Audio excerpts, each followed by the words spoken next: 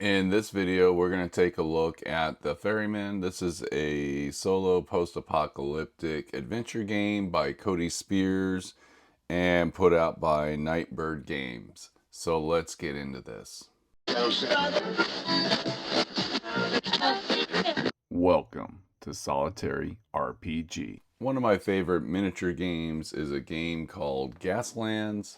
This is a post-apocalyptic vehicle combat game, and you take matchbox cars and you convert them up and you make cool little death machines. So this is some of the work that I have created over the years for this game.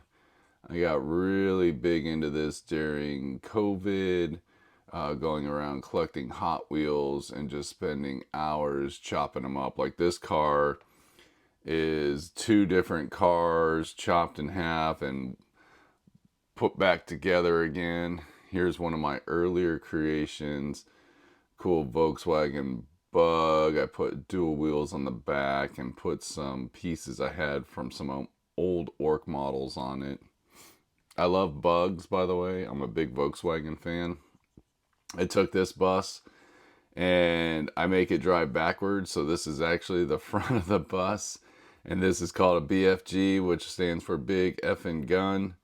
It does a lot of damage and it's just a really cool bus. I was practicing my weathering skills on that. Here's something I just had fun with.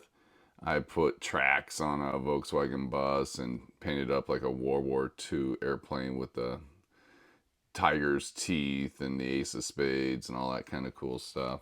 Anyways, I love Gaslands. I have thousands and thousands of Hot Wheels, and what's cool about the game is it's quick, it's simple, it's easy. It's a beer and pretzels game, lots of fun. I was contacted by Cody Spears, the creator of Ferryman, and asked to review his game. So what we're going to do with that long intro is dive into this game, take a look at it, and go through a couple turns. So let me clear my desk. Before we get started, I want to just quickly state that this is version 1 of the rules. This is not the final version of the rules. I know Cody has been working on making changes because I got an update from Kickstarter showing some additional work that is being added to the rules. So everything I share in this video is subject to change. Let's just do a quick overview of the game. You are a ferryman and you are out exploring the region. You're going to go out, accomplish a mission, and what you're trying to do is build up your vehicle. You're not playing a character. You don't have character stats or anything. You're just playing a vehicle.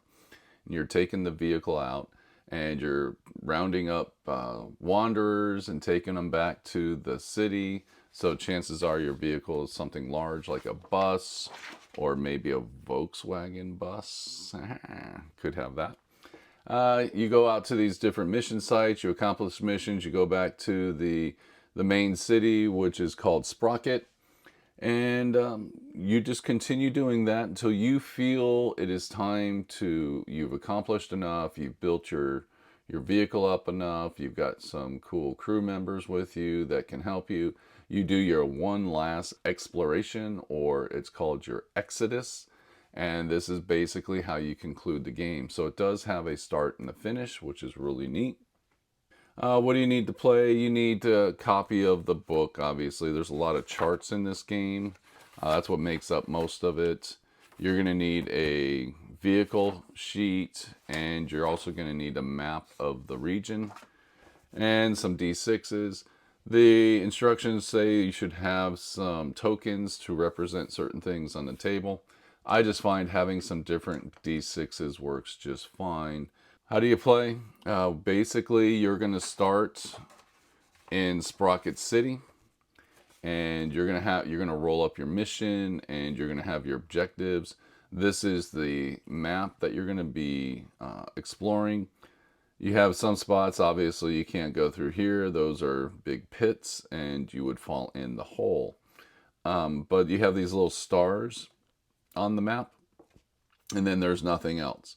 And what you'll do is you'll have a mission. So you'll travel to one of these stars, and that would be the mission site that you're going to go to. And then you accomplish the mission, and then some of the missions might have you go back to the city of Sprocket. Some might have you do something else. I have not explored all the missions yet, but that's basically how it goes. And then once you feel you've done enough, you do your final exodus, and then you end the game. When you travel to a new spot, you can explore it. If it's your mission site, you're going to complete your mission. But if it's any other site, once you've explored it, you're going to put an X in it, meaning that area has been explored. It can't be explored again. You can camp, and when you camp at a site or a new spot, your companions can heal 1 HP. You can do some repairs. You can gain 1d6 armor plating back, or you can scout an adjacent area close to where you're at to see what kind of terrain it is. We are going to have combat in this game. It's pretty straightforward. You are going to have an encounter on the road, probably some bandits, something like that. You're going to roll a d6. You can spend your ammo, or you can use your companions to boost your score up. And you have to decide that ahead of time. Your combatants, they get to roll 2d6.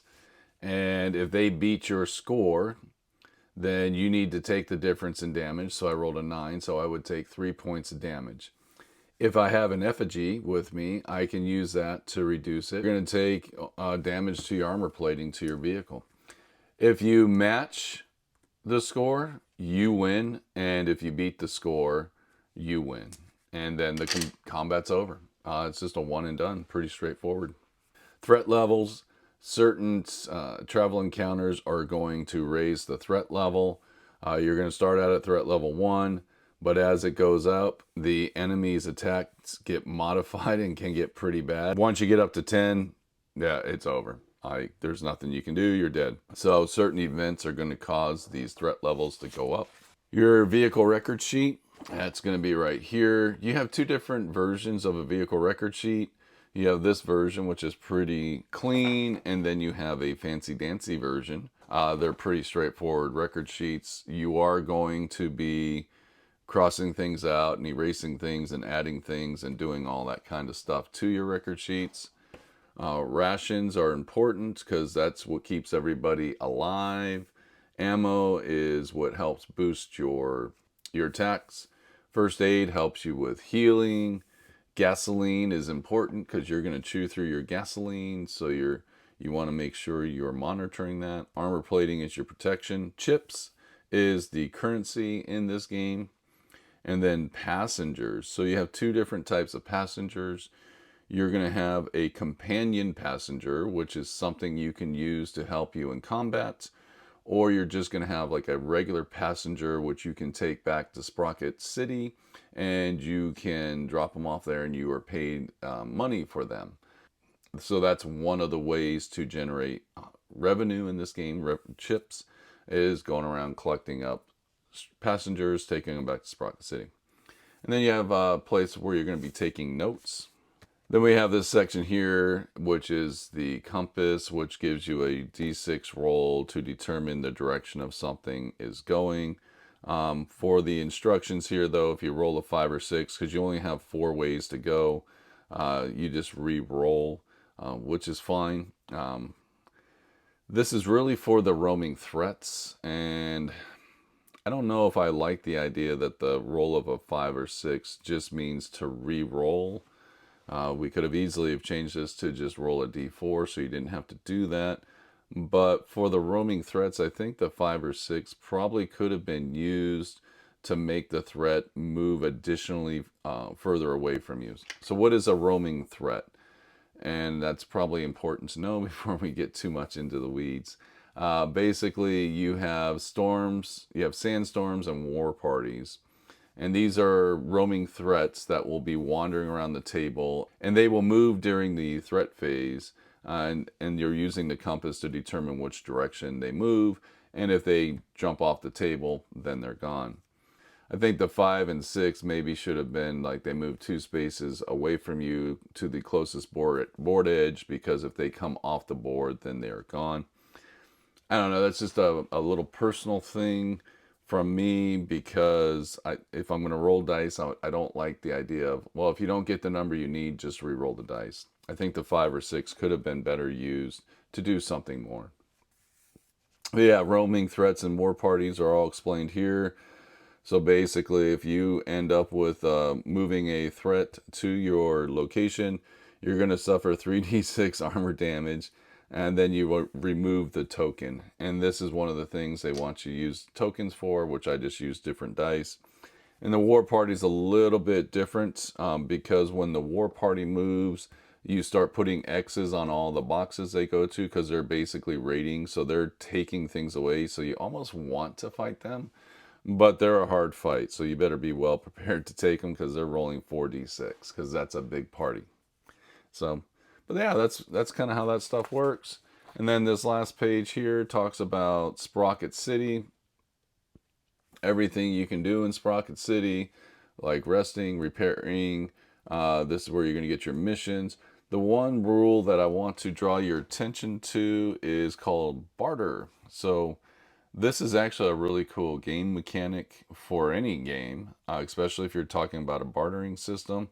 And basically, you look at what you want to get. So let's say we're looking for rations, and you're going to pick up 2d6. One is going to be the quantity of the item you're looking for. So if we're looking for rations, this is how many rations are available. And the other dice is how much they're charging for them. So there's only one ration and they're charging 4 chips for that ration. So that's how the bartering system works.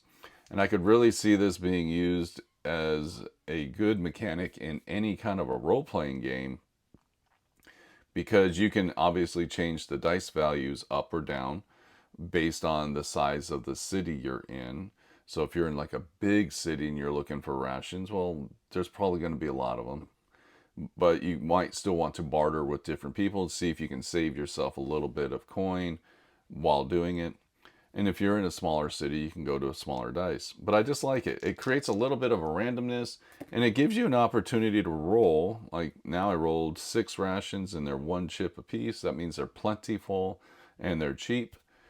So it gives you a chance to just roll, especially if you're playing an RPG and you get one of those bad results. Maybe they can do a charisma check or something else to barter with them to re-roll the cost dice to see if they can get a better result.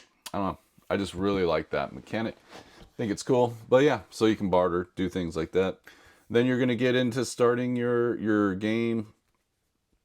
Here's your quick rundown of everything your vehicle is going to get.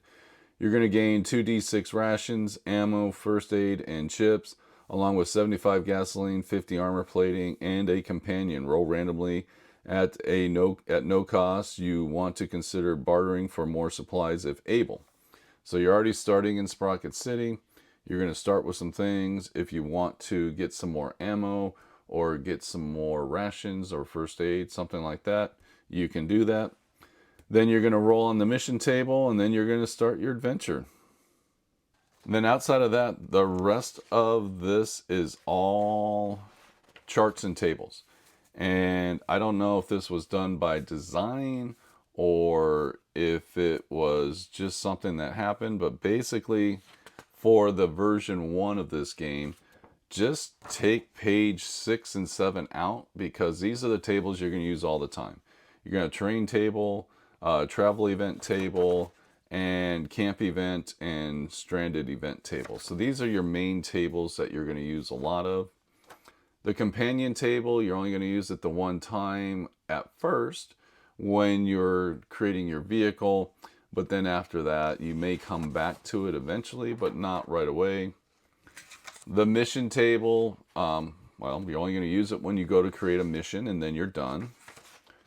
And then the exploration table, you will refer to this if you're doing a lot of exploring, but it's a D66 and there's a lot of options on it, so you don't need to really keep it readily available. And then you have your Exodus table. This is the grand finale. This is where you're trying to do your last mission to call your game complete. So those are the tables that you have. And I just found it easier just to pull this one out and then just keep the other ones to the side. So this is my map from my first session. I actually ended up doing 2 missions, but one of them was not map based. It was more flavored based. But I had to get to a location and get back to Sprocket City. So I am currently in Sprocket City. One of the things in the rules is all of the first spot you go to leaving Sprocket City is always going to be barren. And any spot you leave after that, you're going to roll on this table to determine what the terrain features are, what the terrain type is. And each one of these will require you to do certain things. So like for barren, you got some flavor text, but you're going to spend 1d6 gasoline to cross barren. And then you would just minus it from your inventory. And once you're in a spot, you're going to have a travel event. So you're going to roll on the travel event table. You can explore that spot, and you can also camp in that spot. And then you move to the next spot, and you keep moving till you get to your mission site so that you can accomplish what the mission is and then move back. Once you've used one of these locations as a mission site, you're going to cross it out. And pretty straightforward, simple stuff. Impassable is the only terrain feature that you cannot go through, just like these little holes in the ground you can't go through. So if you end up going and rolling for impassable, you have to go back to the location you're at, and you have to do whatever that location required you to do all over again. So impassable terrain's never fun. I've already played 2 missions. My first mission was number 5. It's called Lost and Found.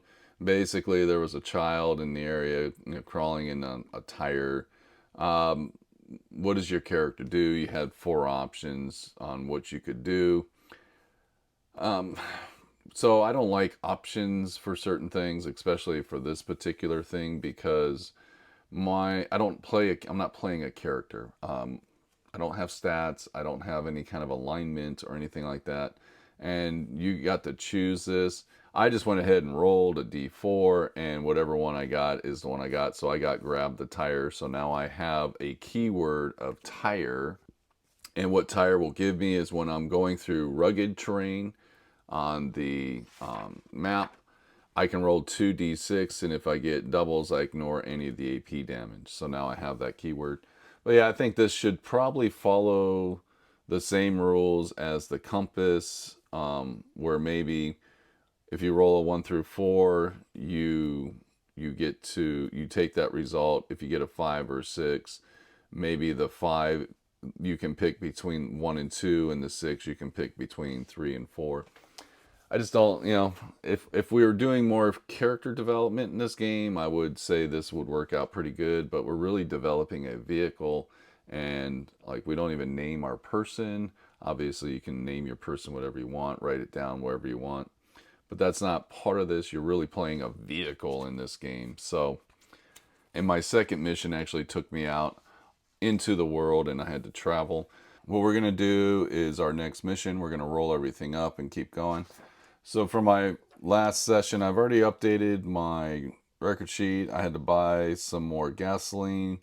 I couldn't get all my armor plating, but I'm back up to 45. I need to erase this because my last trip, I found 3 passengers, or I picked up 3 passengers along the way.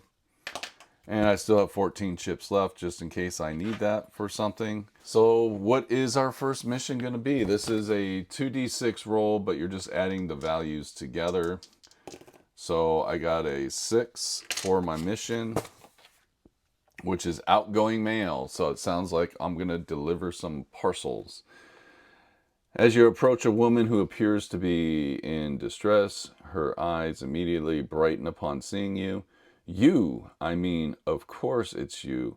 I have a job for you. You see, my father, he's a stubborn old man who insists on staying out in the wasteland, clinging onto a shithole. It's been weeks since I've last heard from him. Would you deliver this letter to him? She swiftly stuffs a letter into your jacket, flashes a displeasing smile, and then disappears into the crowd. Gain keyword letter. So what we're going to do first is write down our mission number. I'm just doing it under my note. Go to a mission site. So we will pick which one of these stars that we're going to go to. Upon arrival, you cautiously approach the old man sitting on his porch, who is pointing a sawed-off double barrel at you. You hand him the letter and step back a bit. The old man retrieves a bent pair of wire-frame glasses missing one lens, glances at the letter and sets his glasses aside. He then reaches into his pocket and produces a small pouch. Here, your deal, son. Take this and don't you dare go taking another job for my ex-wife. You didn't find me. You each happily nod in agreement, gain 30 chips, and lose keyword. So that's our mission. So we're going to have to decide. We are already in Sprocket City. We're going to have to decide which mission site we want to go to. This would be simple. This would be easy. And it would also be a little bit more thematic because it would be close by the location. But I think I want to go to this mission site. So what we're going to do is we're going to start traveling. I will be the green dice.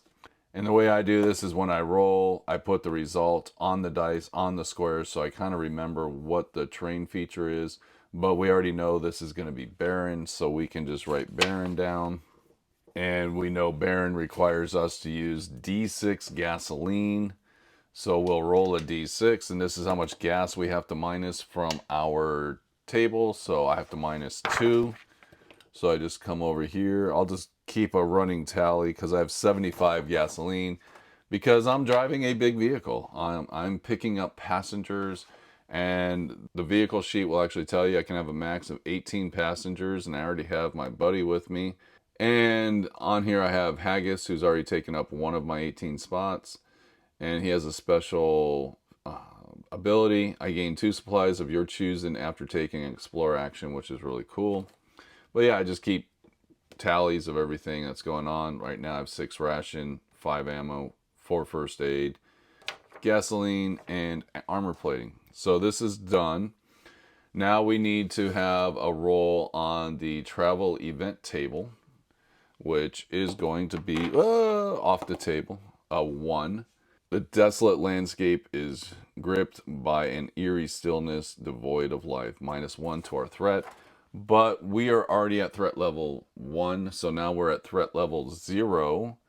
And I don't believe that is going to do anything special for us. Yeah, we can't even go to 0. So we're staying at threat level 1. So that's how the threat level gets modified. So now I'll have to decide, do I want to explore this spot? Well, of course I do. I want to explore every spot that I can possibly find. So now we'll pull out the other charts, and we will find the explore table, which is going to be a D66. We rolled a 22. As night falls, the moon envelops the land in an eerie blood orange hue, your eyes fixated on a fire off in the distance, and for a moment you watch the flames flicker as they dance into the night sky. While under cover of darkness, you stealthily make your way towards a small camp and discover the occupants are foolishly sound asleep. Choose one. Rob them or leave them. So now we need to make a moral decision. We will do odds and evens. So if I roll an odd, I will rob them. If I roll an even, I will leave them. I rolled an even, so we're going to leave them and go back on our way. So that is an exploration. And once you've explored, you cross this out. I'm going to also write that I rolled a 22 for my explore, just so I can remember that's what we did in that spot. And that ends my turn. I'm done. I'm not going to camp because camping is more for healing and repairing. I guess I could repair my armor plating, but I think I'm good with 45. So we're now going to move to the next spot. So we roll our D6. We got a 3. And the 3 is going to be rugged. So we're gonna label this because if we come back to this spot, we have to resolve rugged again. roll 2d6, assign one die to represent the amount of gasoline spent and the other to represent the AP damage taken. So right now I have the keyword tired, which would require me to roll doubles to avoid any of the AP damage. I'd have to decide if I want to use that now or not. I am not going to use that. So that's my gasoline and that's my AP. So it's 3 and 2. So we're going to come over here and mark 3 and -2. And that would resolve the rugged feature. Then we got to roll a d6 for the travel events. And I got to learn to keep dice on the table. I rolled a 2 for my travel event. And 2. You encounter a caravan willing to barter. Choose one type of supply and roll to find out the cost and quantities the caravan will offer you. Or you may trade any 2 supplies for one of your choosing with no limits on trading. So we can kind of see how the barter system works. I'm going to try to get some rations. So we need to roll 2d6. This would be the amount of the rations they have. They have 5, and they're charging two chips each.